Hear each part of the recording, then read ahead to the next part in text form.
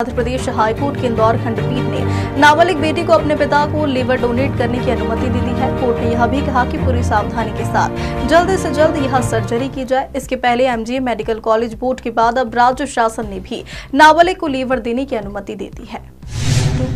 राजगढ़ जिले के पचौड़ सामुदायिक स्वास्थ्य केंद्र से एक हैरान कर देने वाली तस्वीर सामने आई है। यहाँ अस्पताल परिसर में गाय घूमते नजर आई, जिसे देखकर ऐसा लगता है जैसे कि ये पशुओं का अस्पताल है, जो कि डॉक्टर और सिक्योरिटी गार्ड की लापरवाही को दर्शाता है। बता दें कि अस्पताल में कई बार गायों का झुंड परिसर के अंदर दिखाई देता है, जहाँ एक बार फिर डिलीवरी वार्ड के गेट के अंदर गाय दिखाई दी।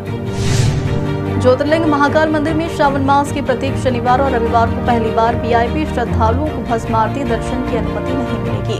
प्रोटोकॉल के तहत आरक्षित 700 सीटें सामान्य दर्शनार्थियों को आवंटित की जाएगी। इस व्यवस्था से देश भर से आने वाले भक्तों को भगवान महाकाल की भस्म आरती के दर्शन का मौका मिलेगा। हालांकि इस पर अंतिम निर्णय मंदिर प्रबंध समिति की बैठक में ही होगा। इन दिनों देश भर में कथावाचक पंडित मिश्रा के खिलाफ विरोध के सुर उठ रहे हैं, जहां उज्जैन के साधु संतों, ब्राह्मण समाज और अन्य संगठनों ने खाक चौक स्थित एक गार्डन में बैठकर पंडित प्रदीप मिश्रा का कड़ा विरोध किया और उन्हें चेतावनी दी है कि वे राधा रानी के मंदिर में शाश्वत दंडवत कर नाक रगड़ कर माफी मांगे, अन्यथा उन्हें उज्जैन में नहीं घुसने दिया जाएगा। इंदौर के मल्हारगंज इलाके के अंतिम चौराहे पर गणेश मतनकर नाम के व्यापारी को बदमाशों ने गोली मार दी है। गोली उसके पैर में लगी है। उपचार के लिए अस्पताल में भर्ती किया। जानकारी के अनुसार युवक अपने दोस्तों के साथ उज्जैन महाकाल के दर्शन के लिए जा रहा था। इस दौरान हमलावरों ने फायरिंग कर दी। फिलहाल पुलिस घटना को संदिग्ध मानकर मामले की जांच में जुटी है।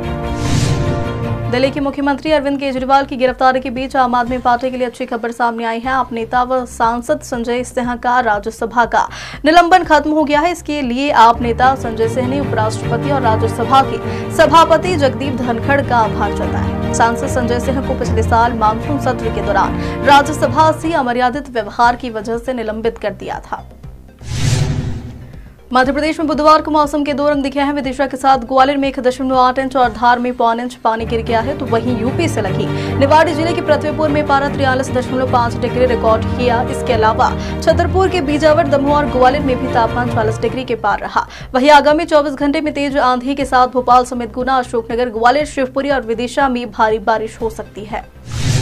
जबलपुर के डुमना एयरपोर्ट पर एक बड़ा हादसा हुआ है। यहाँ एयरपोर्ट की नई टर्मिनल बिल्डिंग का रूफ टॉप मामूली बारिश में ही धराशायी हो गया है। रूफ का हिस्सा गिरने से नीचे खड़ी एक होंडा सिटी कार चकनाचूर हो गई और उसमें सवार कार चालक बाल बाल बच गया। बताया जा रहा है कि कार जबलपुर के ही एक इनकम टैक्स अधिकारी की है, जो एयरपोर्ट पहुंचे थे। गनीमत यह रही कि जब रूफ का हिस्सा कार पर गिरा तब कार चालक उससे दूर जा चुका था। घटना की जानकारी लगते ही सुरक्षा अधिकारी व पुलिस मौके पर पहुंचे। 25 जून को देश में इमरजेंसी लगे पूरे 49 साल पूरे हो गए हैं। ऐसे में सत्ता पक्ष ने बुधवार को संसद में इमरजेंसी पर ऐसा दाव चला कि विपक्ष बिखरा हुआ नजर आया। सदन में जब स्पीकर ने आपातकाल निंदा प्रस्ताव रखा तो कांग्रेस की ओर से इसका पुरजोर विरोध हुआ। कांग्रेस सांसद खड़े होकर विरोध करते और नारे लगाते दिखे, लेकिन बाकी विपक्षी दल इससे अलग रहे। बुधवार को ओम बिरला लगातार दूसरी बार लोकसभा अध्यक्ष चुने गए हैं। अध्यक्ष बनने के बाद ओम बिरला ने सदन में इमरजेंसी की निंदा की। लोकसभा अध्यक्ष ने कहा कि इंदिरा गांधी ने इमरजेंसी लगाकर डॉक्टर अंबेडकर द्वारा बनाए गए संविधान का अपमान किया था।